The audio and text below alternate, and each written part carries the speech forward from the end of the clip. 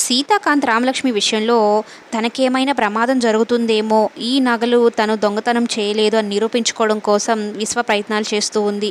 ఈ ప్రయత్నంలో తనకేమన్నా అవుతుందేమో తాతయ్య, కనీసం నాతో మాట్లాడడం లేదు, కోపగించుకుంటుంది అని అయితే చెప్తూ ఉంటాడు. ఇక అనుకున్న విధంగానే రామలక్ష్మికి పెద్ద ప్రమాదమే ఎదురైంది.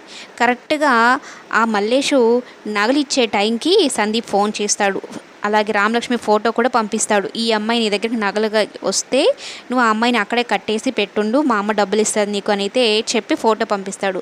ఫోటో చూసి ఒక్కసారిగా షాక్ అయిపోతాడు ఆ మల్లేషు. అదేంటి ఇప్పుడే కదా నగల కోసం వచ్చింది, అంటే ఇదంతా పెద్ద కుట్రలాగా ఉన్నట్టుంది. ఈ అమ్మాయిని వాళ్ళు చెప్పినట్టే కట్టేసి పెడతాను, మిగిలిన డబ్బులు కూడా నేను కొట్టేస్తాను, నగలు వస్తాయి డబ్బులు వస్తాయని రామ్మ ఇంకా నగలు ఎక్కువ ఉన్నాయి, ఏ మోడల్స్ కావాలో చూసుకుందు అని రామలక్ష్మిని లోపలికి తీసుకుని వెళ్తాడు.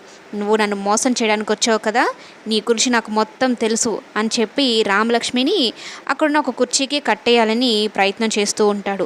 ఇక రామలక్ష్మి ఏం మాట్లాడుతున్నారండి మీరు, నేను నగలు చూడడానికి వచ్చాను అంటే నాకు మొత్తం తెలుసు అని అయితే చెప్తూ ఉంటాడు.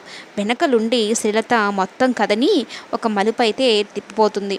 మరి రామలక్ష్మిని సీతాకాంత్ వచ్చి కాపాడుతాడా లేదా అన్నది కమింగ్ ఎపిసోడ్